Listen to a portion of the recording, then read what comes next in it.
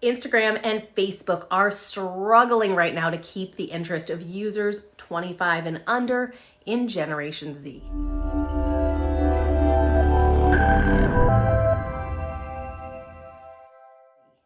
We keep hearing about how Instagram has worsened body image issues and how Facebook has contributed to misinformation about the COVID vaccine. Look, we have all read the articles in the past few months about how Facebook is growing too powerful and must be stopped by the government.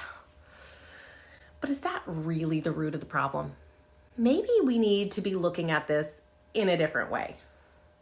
There are a ton of things happening internally at Facebook right now. I'm sure you've read all about them. Leaked documents, hacks, frenetic pivots, executive paranoia, a major attrition issue. But these aren't really the stories that we should be focusing on. These are just symptoms of a bigger problem. The fact that Facebook is a dying company because the next generation is no longer using it. Are we seeing the next MySpace? How meta.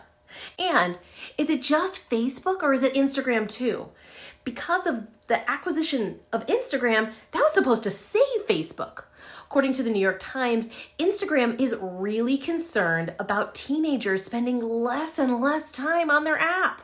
Look, today, only 22% of teenagers name Instagram their number one social media app. That puts Instagram in third place behind Snapchat and behind TikTok, despite having more users on their platform. During the pandemic, teens were spending an average of 3 to 4 hours a day on Instagram, but that is rapidly shrinking now that people are out and about. Not only that, Instagram has significantly increased their marketing budget to target teens. Listen to this. It has gone from 67 million in 2018 to 390 million this year. That is a 500% increase in marketing spend. But is that enough to save them? The leaked Facebook documents that have come out include a presentation where researchers ask if there could be a way to leverage playdates in order to drive growth among kids. Look, if a huge company like Facebook is really thriving, would they need to leverage tween playdates? This seems like some sort of last-ditch grassroots effort to survive.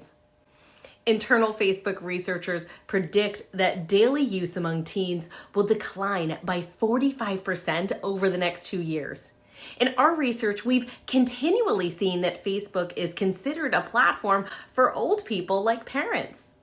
The only time youth and young adults tend to use it is to join a group for a hobby that's typically shared by older people. Like, let's say a teen is into restoring old cars. Just because the company's stock price has risen 30% in the last year does not mean that Facebook isn't over. Its issues actually stem from younger users spending all their time on Snapchat and TikTok, and older users only posting about nothing but vaccines and politics. Wait, isn't that exactly what Twitter's for? Instagram and Facebook are pulling out all the stops in order to increase younger users, but it's likely not enough. In 2016, in order to compete with Snapchat, Instagram added stories. They found that college-age students loved stories right away. 15 to 19-year-olds were second to adopt, but the younger teens, 13 to 15 at the time, really just didn't care. Then Insta went on to add Instagram Live and then IGTV to increase interest in those younger teens. But over the past year or so, they've been fading those out in exchange for Reels to compete with TikTok. Young people and creators aren't just online like we keep hearing. They are at the forefront of emerging culture. Want to hear something really interesting? Let's talk about Roblox for a minute. While Facebook and Instagram are struggling so much to tap into the teen market, Roblox is doing the complete opposite. They started with the younger kids and are actually trying to tap into the older guys now. I talked briefly about Roblox in a previous video, but if you aren't familiar with it, it's a gaming platform that offers millions of different games, from virtual laundry to adopting pets. The platform is geared toward the under 13 Gen Alpha crowd, but seems to be catching the eye of older teens and young adults now too. Roblox has grown significantly since it was launched 2 years ago. It's now worth $44 billion and serves 43 million users a day. Check out those numbers. They aren't all Gen Alpha. As of last Thursday, when the CEO of Roblox spoke at a conference, the crowd was mainly made up of young adults.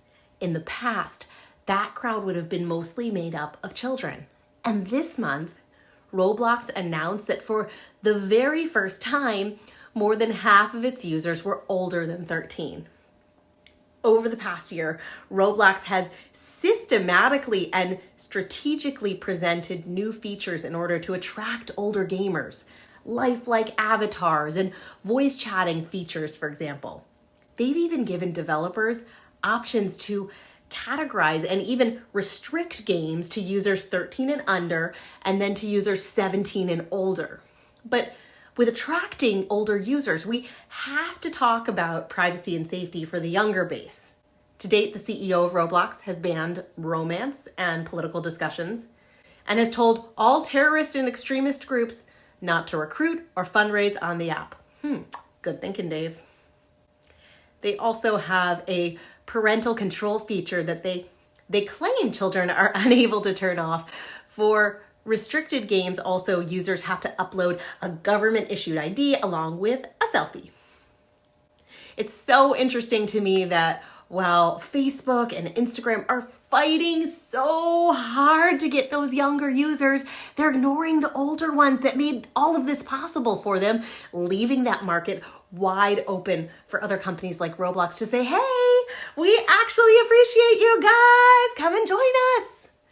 So, what do you think of the fate of Instagram or Facebook or Roblox? What do you think they'll be like 5 years from now? Leave a comment and let me know. If you liked this content, please hit subscribe and turn on that bell there for notifications of new episodes.